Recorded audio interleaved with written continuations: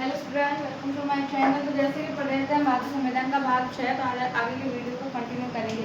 वैसे हम देखें तो हमने बहुत कम दिनों में हमने आधा भाग पढ़ लिया है। तो आई होप कि हम 3 से 4 दिन में इस भाग को ख़त्म भी कर लेंगे। वो जो 5 इतना लंबा निकल गया उसको हमने इस बार हम बहुत जल्दी करने की कोशिश करी कि चीज़ों को बहुत जल्दी ख़त्म कर लें या टाइम पर ख़त्म कर लें। आगे की वीडियो सेक्शन स्टार्ट होने वाला है अप्रैल से, तो नई वीडियोज़ को स्टार्ट करेंगे, तो आप लोग देख लीजिए। ठीक, तो बात करते हैं आर्टिकल 191 की। 191, 92, 93, 94, 95 एंड 96 इन आर्टिकल को आज देखेंगे शेयर। तो पहले आर्टिकल में दिया गया 191 में दिया गया विधानमंडल की सदस्यता के लिए अर्हता मीन्स योग्यता का निर्णय। योग्यता का निर्णय के बारे में बात की गई है। तो विधानमंडल की सदस्यता के लिए अर्हता का निर्णय उच्च न्यायालय द्वारा किया जाएगा। योग्यताएं कौन डिसाइड करेगा? उच्च न्यायालय डिसाइड करेगा।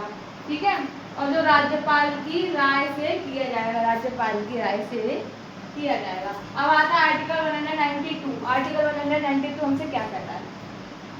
विधानमंडल के सदस्यों की अर्हता के बारे में यदि विधानमंडल के किसी सदस्य की अर्हता के बारे में संदेह होता है तो वह मामला उच्च न्यायालय को भेजा जा सकता है। मतलब कभी कभी ऐसा लगता है कि क्या वाकई में ये इस योग्यता के लायक, हम इस पद के लायक है या नहीं लायक है, तो इसके लिए किसके पास भेजा जाता है?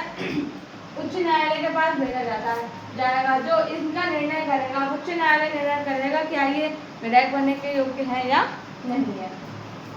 अब नेक्स्ट आता है आर्टिकल 193। आर्टिकल 193 हमसे क्या बोलता है?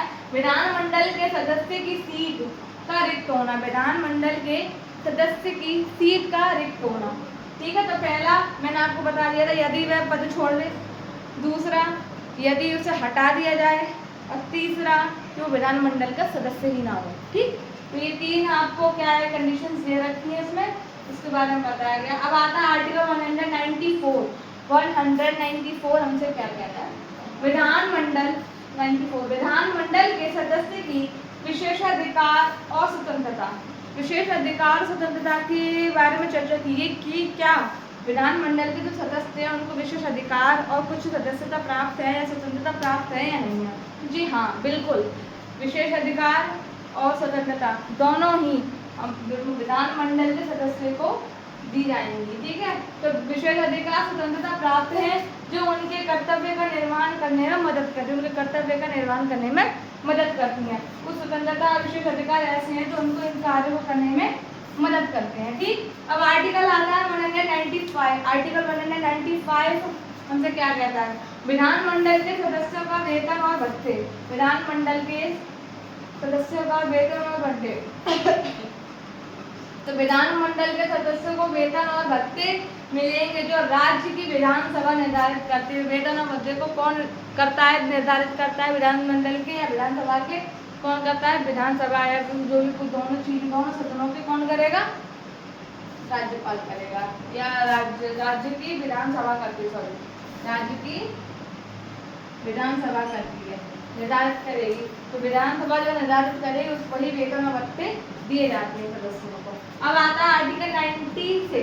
196 की हमसे क्या कहता है?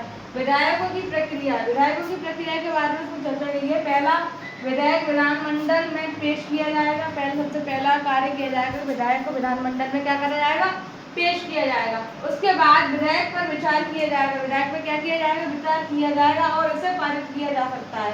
विधायक पर विचार किया जाएगा, उसे पारित किया जा सकता है। पारित विधायक को राज्यपाल के पास भेजा जाएगा। जब विधायक पारित हो जाएगा उसके बाद उसे राज्यपाल के पास भेजा जाएगा जो इसे मंजूर या अस्वीकार कर सकता है। तो राज्यपाल चाहे तो उसको मंजूर कर सकता है और ना चाहे तो उसको अस्वीकार भी कर सकता है। ये पूरा जो क्या कहते हैं एक अधिकार है वो राज्यपाल को दिया गया है। किस सदस्य को या किस विधायक को जो है विधानमंडल में रखना है, किसको नहीं रखना है, इसका अधिकार राज्यपाल को प्राप्त है। तो आज हमने ये 6 आर्टिकल्स को पढ़ा। कल हम आगे की वीडियो कंटिन्यू करेंगे और आगे के आर्टिकल को कंप्लीट करेंगे। कोशिश करेंगे कि ये भाग जल्द से जल्द खत्म करना और आगे के भाग को स्टार्ट कर दें। ठीक, थैंक यू।